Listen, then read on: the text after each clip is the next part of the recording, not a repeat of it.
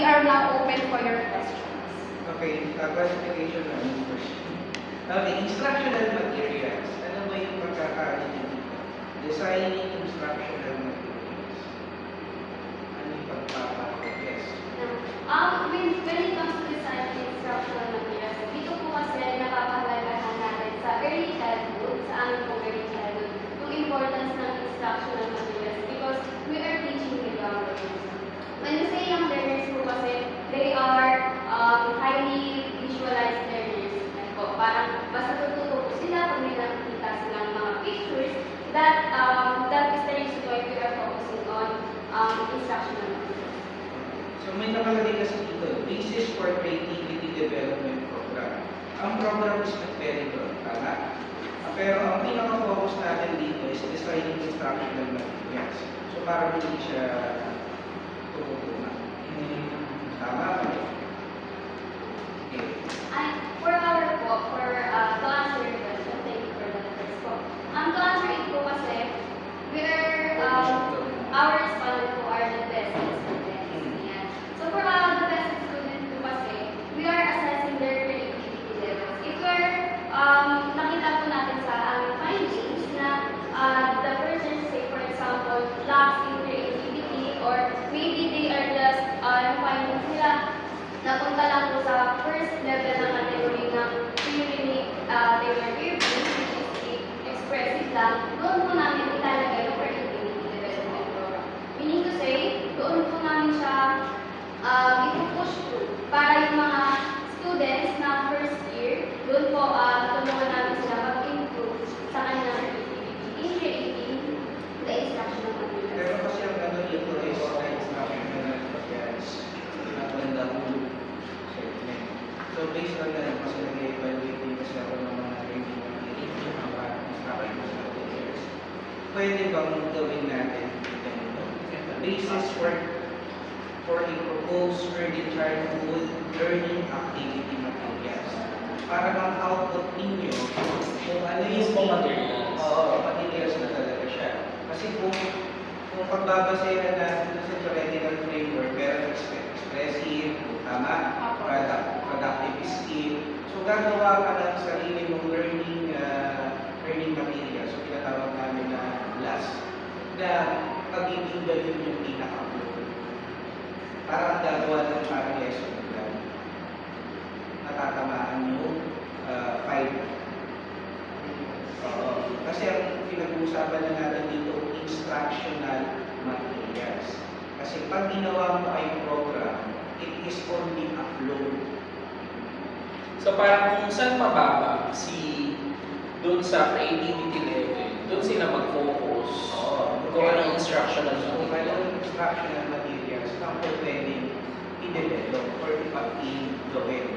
Diba? Kasi nga, instructional materials ang pinag-uusapan. So pag instructional materials, dapat makikita mo kagad sa ano. Diba, pagka nagturo ka, yung kailangan natin. The or the lesson plan. Tama? Sa lesson plan, nandun di ba yung mga learning materials na kailangan natin? Nandun hindi lang kayo instructional. So ayun yung magiging verify mo. Kasi pag program kasi, kung ano lang yung nakalagay sa program, paano pagdating sa application. Diba? Mas masyadong broad. Okay? Kasi instructional materials.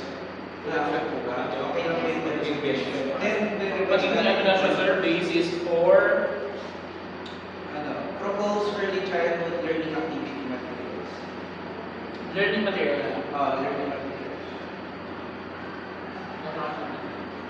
Kasi tatanggalin ko rin yung assessing. Bali, the levels of creativity of Bachelor of Early Childhood. Kasi nandun naman sa SOP yung tatanggalin natin yung word na assessing. Magpapal naman yung sa SOP. The levels of creativity of Bachelor of Early Childhood Education students in designing instructional materials. Kasi yung term na word na designing. So dapat yung pinaka-output mo, meron ka talaga design instructional materials. Kaysa program yung magiging. Okay? Thank you po. Kasi di ba, way before yung time namin, way back 2000, Kapag kapag kapag ka naririnig mo na sa hallway, kasi nasa sangandaan pa kami noon eh, kapag kumakanta at maganda yung tono, that is blessed. Kapag ka nangangamoy formally, that is science. Kapag ka nakita mo yung blackboard, puno ng visual aids, that is TNT. Yun yung structure namin. Kasi kanta ng kanta mga beses. Kasi Ganun. Okay? Next, sa introduction, yung current situation. Okay, current events. Tapos isama niyo na rin dito yung mga definite order, about early childhood, diba? Nandun naman din yun. Tapos yung mga instructional materials na ginagamit ng DepEd. Then, remove niyo yung mga figures. Okay, figures. Yes. Okay. Then, background of the study, challenges in local situation. Ano ba yung mga nagiging challenges ng mga early childhood when it comes to the instructional materials? Hanap kayo ng mga yung lesson plan ba? Kasi minsan, ang lesson plan kasi is, it depends on the division, it depends on the subject matter. Okay? Pero as early childhood, teach all kayo. Teach all yun. Then, statement of the problem. Yung number 2, pinalitan ko ng what is the level of creativity of BESED student in designing instructional materials in terms of. Okay. So, doon papasok na din yun. Expressive, technical, inventive, and innovative. Then, yung what issues, lalagay natin dito challenges. Yes. Okay. Challenges. Tapos yung 6 and 7, pag-combine na lang natin yan. Kasi yung recommendation magpa-fall na yun sa chapter 5 eh. So based on the findings na lang tayo palagi. Okay. So output based yung last statement of the problem. Okay. Significance of the study, tanggalin niyo yung ABCD. Wala po ABCD wala rin mga bullet. Okay. Wala yung bullet. Early childhood pupils na lang. Kasi pagka-student, ano na yun eh, secondary na yun. Okay po. Pag pupils kasi, parang ano na yan. Elementary. Parents, bachelor students, service teachers, Department of Education, administrators. Nakalimutan yung ilagay. Okay. Siyempre, kasama din dito yung sa school, sa UCC. Kasi pre-service yung pinag-uusapan natin dito. Noted po. Then, chapter 2, APA style. 2021 to 2025. Kasi may nakita pa ako mga 1970s dito, 2007. Yung mismo theory po namin. Ayun. Sa theory, walang problema. May nakita ka ako, 2017 yan. Kasama nyo din dito yung mga Republic Act, IRR, Division Memorandum. Noted Kasi po. bawat division may kanya-kanyang memorandum when it comes to the early childhood kung paano maghawak. Okay? Kasama nyo rin dito yung sinabi ni Sara Duterte na tinanggal yung mga instructional materials sa buong classroom. Kung it is ano ba. Okay? Then, theoretical framework. Okay naman yung theoretical framework kasi sinerge ka rin dito yung kay Taylor Swift. Theory. Yung productive, creativity, then tumutugma din naman siya dun sa main sa questionnaire niyo. Ang naging problema lang natin dito is the conceptual framework. So conceptual framework, mag-base lang tayo sa ITO. Input, process, and output. Kasi ang nilagay nyo dun sa process is the theory of creative levels. Noted po. Okay? So theory. Then definition of terms. Ang definition of terms, based palagi tayo sa statement of the problem. Huwag kayong kukuha ng statement ng definition of terms sa review of literature. Noted po. Okay? Kasi nga, baka magkaroon ng overlapping, magbabagong definition. Okay? Ang definition of terms kung paano natin siya ginamit dun sa mismo papel o sa study. Okay? Yes po. Huwag tayo mag-ano definition based on Wikipedia. Noted po. Okay? Kung ano lang. Then learners, students, pupil. Yun lang ang gagamitin ninyo in the book. Noted po. Okay, kung gagamit ka rin ng ibang salita. Kung pupil lang lahat. Kung Noted learners po. lang lahat. Kung student lang lahat. Okay. So, yun lang, medyo light, pero maganda to kasi instructional materials para at least para yung sa mga susunod na may pattern na kung anong gagawin. Pattern spread. Thank you so Ayun much po. po. Thank you. Thank you po. Next time when we present the SOP, yung talagang paano natin kinakraft. So, magiging tama pa rin tayo sa demographic profile. Pinakukuha ko yung yung grade sa art map Appreciate para sa para makita din natin yung Tapos, best to consult for your survey questionnaire could be yung mga artistic na teachers. Pwedeng early childhood talaga na teacher na professor, no? Tapos, okay naman, sir. master teacher na pwede. Kasi sa public naman, Yung talagang or may mga sarili kami ba yung high school? yung contemporary. Ano talaga? Arts from the region. Pwede rin. Wala tayong binawas na okay naman yung SOP. Yung binawas ko lang yung Pinag-combine ko. 6 and 7, i-revise ko lang.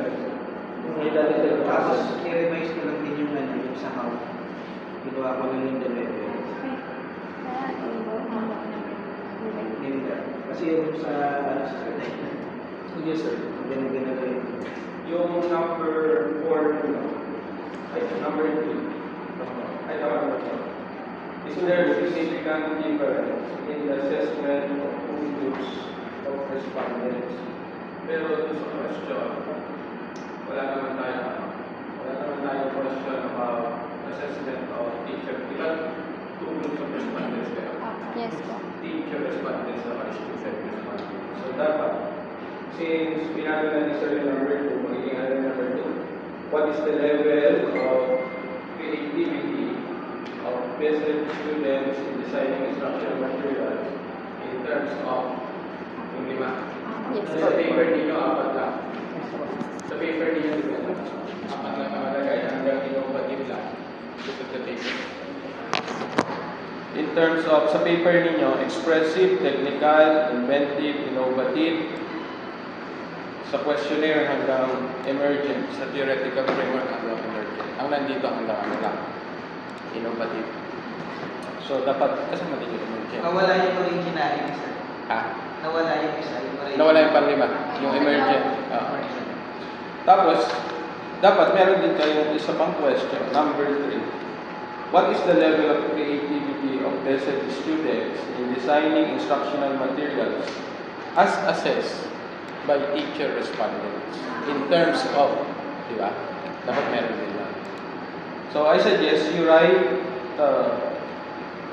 2 instruments, one for the student, one for the teacher respondents para hindi sila.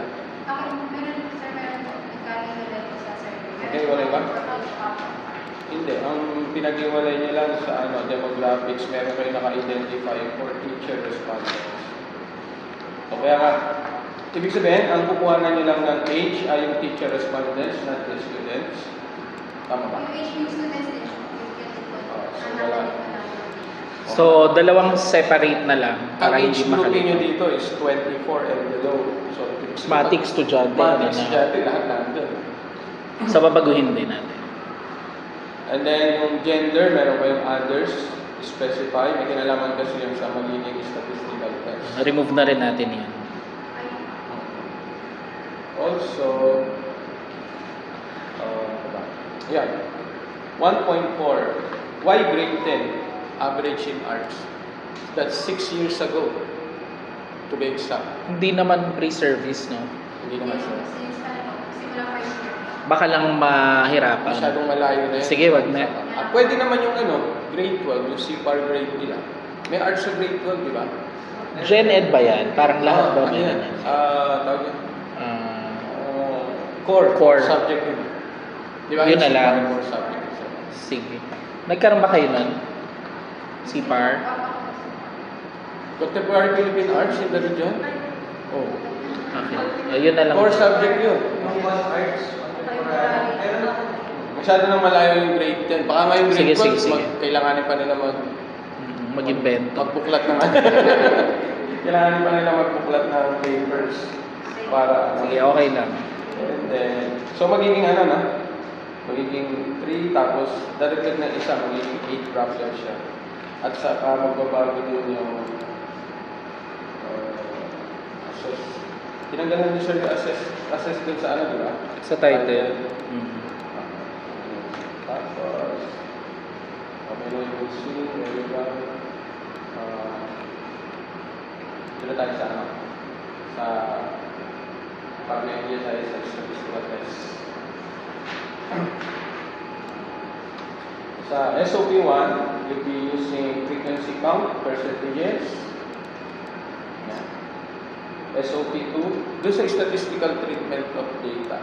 Bawat statistical treatment, you specify where you're going to use them.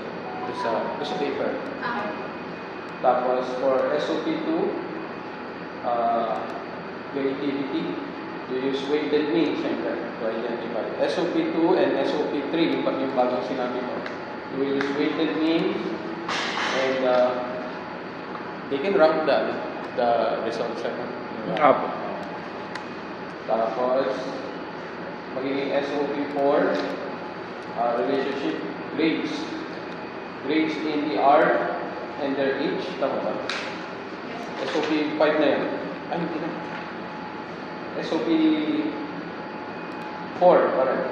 The significant relationship between demographic profiles. Yan, iba-iba kasi siya eh. Ang kunin yung papel, yung kay Sir Dom, yun dun sa SOP para maano natin. Sige, ano pa natin. For relationship with age, na gamitin ninyo is, ano kinuha niyo age?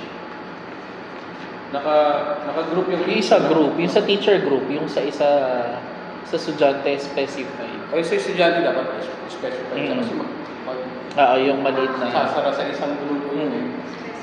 Dapat ano yan, Pearson R correlation for age.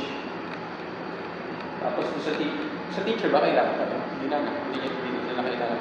Bagay na hindi na masyado. Hindi na kailangan. Sige, sa teacher, tanggalin na yung age na question natin sa demographic. And then year level, pareho siya categorical. Spearman's rank correlation. And then yung gender, dinalawa na lang natin ano? Sir. Dinalawa na lang.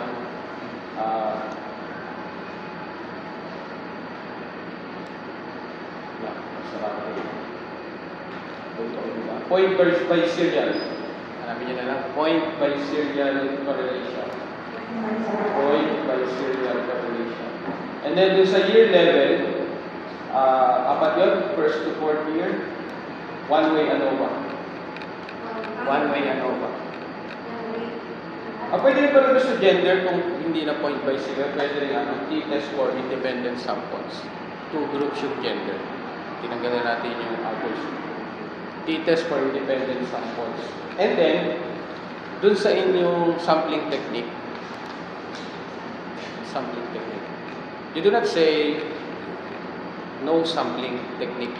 Since ginamit nyo lahat, 69, are you sure lahat yan 69 na? Enumeration. That is total enumeration sampling. Total enumeration sampling. Buong ano na.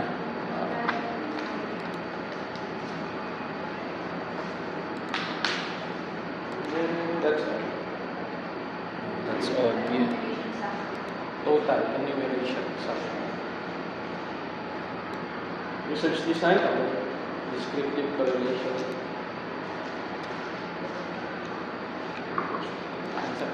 Okay na. Sir Ted, question? Wala na naman Ay. ako tatanong. Naubos na yun eh. Ang hirap nung dulo. Joke lang. Question. Faculty members as secondary respondents, generic ba yan or generalized faculty members? Or in position as head or coordinator or supervisor?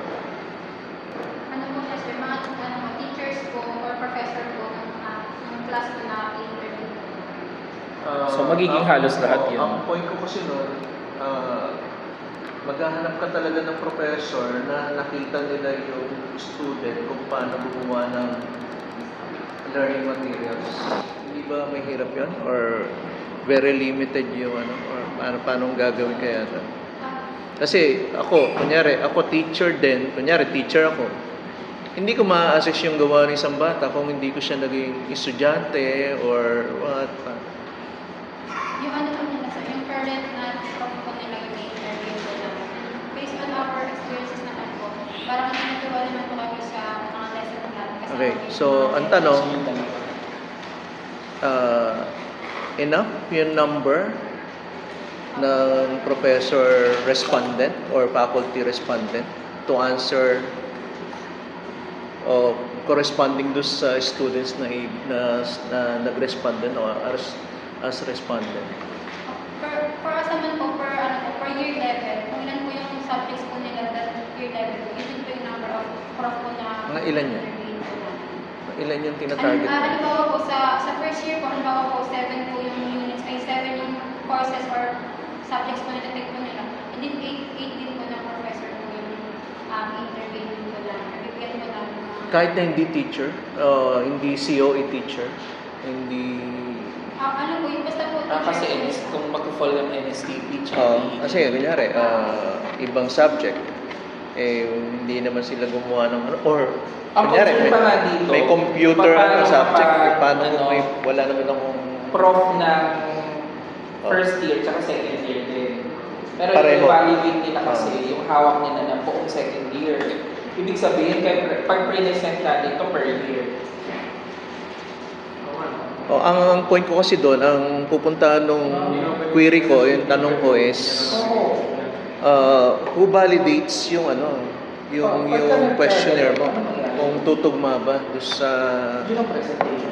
sa statement of the problem or doon sa title per se.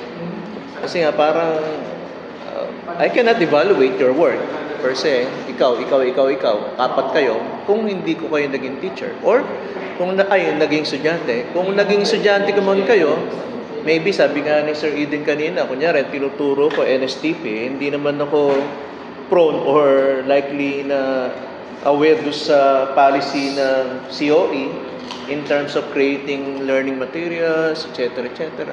Hindi ko masasagot tong mga to. Yung nandito sa questionnaire ninyo para sa faculty. Ang point ko doon is malilimit lang yung faculty na sasagot mo sa questionnaire. Oo, magiging lang. Kasi yung sinasabi mo kanina, I beg to disagree. Kung 7 ang subject mo, 7 din yung mag-evaluate sa'yo. Kasi hindi lahat yun education-related or COE-related na professor or faculty. So talagang ang kailangan, siguro ano na lang natin, i-major Or proceed, yung pinaka-major na lang talaga ng BESET since we are getting yung BESET naman talaga na artistic side Most naman Mas no need na i-present nila ng per level. Mag-i-weekend din na lang siya ng kabuuan. male and female na. Diba? Kasi naka-per ano siya naka-per year Kasi ang pagka naging per year, edi per ano pa rin yan. Apat na beses ulit na Oo. Apat na group of respondents yan. Oo. So students, tsaka teachers, di ba? Okay lang naman kahit 8 o 10 na respondents for teachers for confirmation lang naman yun Pero syempre, mag-i-interview ba kayo? Kasi kung mag-i-interview kayo, mixed method na yun. For validation lang. For validation. Kasi kung magpa-pilot testing din kayo ng ano ninyo, kasi most of the majors naman na may hawak nun, talagang teacher for the early childhood. Kaya nandun yung tinatawag na mastery of the subject. Ma-evaluate na kayo properly. Tsaka most of you naman din, doon sa mga mastery, minsan nagpapaano rin kayo, di ba? Pinapatawag dito, demonstration din kayo, di ba? So doon pa lang pwede na kayong ma-evaluate din. Kung alin ba yung Major na instruction. Di ba? ba? Major. Malalaman ka agad.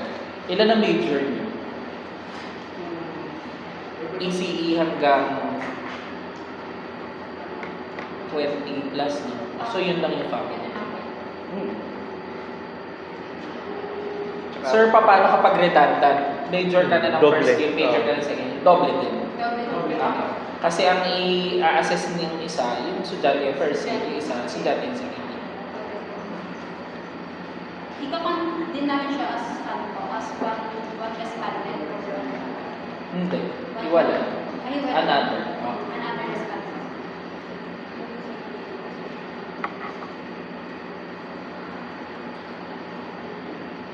Question. yung ibang questions ko ay magkakaroon sa kasulat na rin.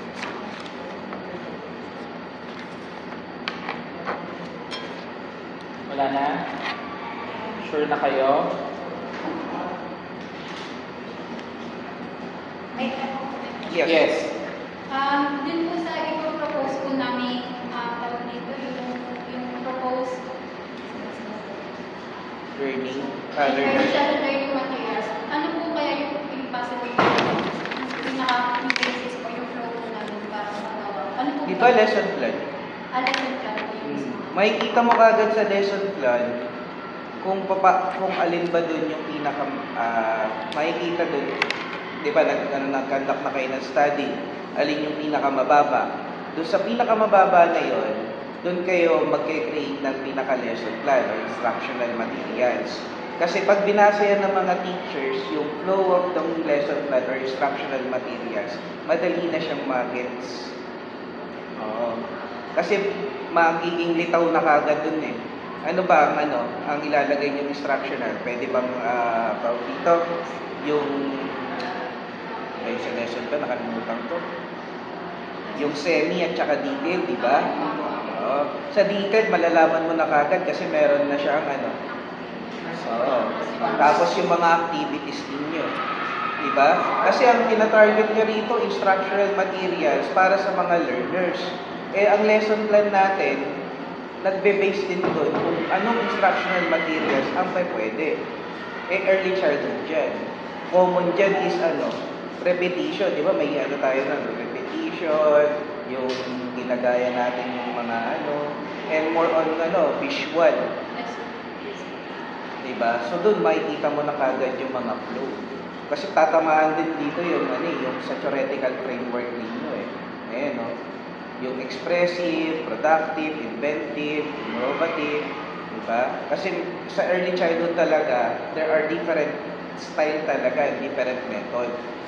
Kung paano ma-attract ang mga bata. Kasi alam naman natin yung short span ng mga bata eh. Nakuha ba? Bali po yung sa propose po namin, lesson plan mo talaga. Pwede mo yung lesson plan siya mag-flow. Makikita mo talaga as in detail. Learning materials yun. Napapansinin nyo ang last ngayon ng DepEd. Ang last ng DepEd ngayon, halos yun na rin ang lesson plan. Kung magbe-base kayo, kasi nakamatattagan mo kami. Matatagan dyan. Lesson plan lang, paano natin sa kanila? Pwedeng lesson plan po. O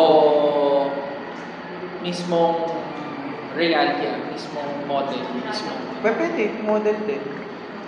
Kasi malawak naman kasi yung term kasi ng instructional material. True. Malawak yun Tingin ko dun tayo sa physical. sa physical. Kasi baka si DepEd naman, na meron na siya kay matatag eh. Oo. Kopyahin lang nito yung mga yun. Yung sa DepEd naman, meron naman kami, pagka kami sa mga teachers, meron kami tinatawag na unpacking. Oo. Yun yung pinaka-training namin sa mga teachers eh. Pinapa-unpack namin yung Good for mga, yung curriculum. But for Kasi you. per quarter, kailangan isang peta na lang. Unlike before, pagka-trip ni teacher na magpapeta ng everyday, pwede. Ngayon, hindi. Ang peta is only one. So, kung ang pinapa-unpack pa namin yun, tapos teacher, siya ang gagawa ng kanyang mga lesson plan. May tinatawag kaming unpacking. Sir, yung sa theoretical framework, di ba po lima po yun? Bali lima rin po yung gagawin namin yung lesson plan or yung Ulit. Hindi, mag-a-appear yun, yung 5 na yun. Ah, Mag-a-appear yun sa lesson plan. Category lang naman yun. Ay, category yun. Pag etong tingnan nyo, yung innovative and flexibility, saan magpa-fall yan? Sa lesson plan. Sa lesson proper. Innovative. Pwede natin ilagay natin sa lesson proper, parang activity siya. Or pagdating sa activity na or generalization. Diba? So, pwede mo siyang ipasok. Expressive sa yung basic level. Diba? Kung talagang sumasagot ba yung mga bata, diba? Ine-express. Kasi pagka nagturo ka naman, hindi ka lang naman sasabi ng yes or no eh. Minsan, ang ginagawa niyong instruction sa mga bata, kapag katama, kayo diba? Para to recognize. Okay? Tapos productive skill. Kapag ka na maganda yung gawa ng bata, binibigyan natin ng star, diba? So, yun ba? Lesson plan and yung realya po. Pwede, yung materials talaga. Kasi pag program, sa tingin ko lang, masyado mas malawak siya.